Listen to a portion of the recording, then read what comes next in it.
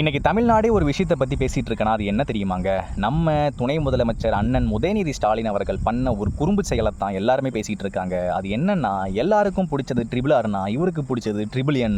முக்கியமாக அது குறிப்பாக சொல்லப்போனால் நயன்தாரா, நிவேதா, இப்போ அந்த வரிசையில் நிவாஷினி கிருஷ்ணன் சொல்லிட்டு நிறைய பேர் சோஷியல் மீடியாவில் போட்டு வன்மத்தையும் அதுக்கப்புறம் கலாச்சிஃபையும் செஞ்சு கொண்டு இருக்கிறார்கள்.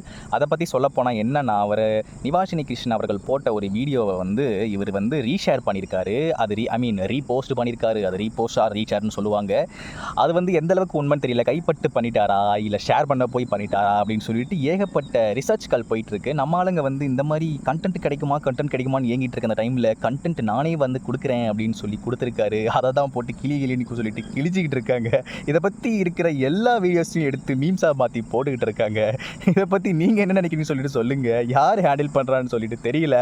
எவனோ ஒருத்தன் ஹேண்டில் பண்ணுறவன் அவனோட பர்சனல் அக்கௌண்ட்டில் போய் பண்ணுற வேலைலாம் உதயநிதி ஸ்டாலின் அவர்களோட அக்கௌண்ட்டில் இருந்து பண்ணி விட்டான்னு நினைக்கிறேன்.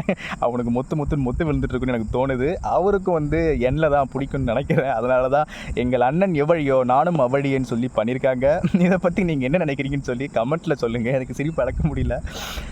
மற்றபடி நம்ம எதுவும் தப்பாக பேச வேணாம். ஏன்னா இதில் ஒரு பொண்ணோட லைஃபுமே அடங்கியிருக்கு. அவங்கள போட்டு ட்ரெண்ட் பண்ணிகிட்டு இருக்காங்க. இவர் பண்ண வேலைக்கு அவங்க என்ன பண்ணுவாங்க பாவம். அதனால் இதோட விட்டுடலாம். என்னடா கலாச்சிட்டு அதுக்கப்புறம் நல்ல மாதிரி பேசுறியா அப்படின்னு நினைக்கிறது தெரியுது. ஓகே, இதை பற்றி என்ன நினைக்கிறீங்கன்னு சொல்லிட்டு கமெண்ட்டில் சொல்லுங்கள்.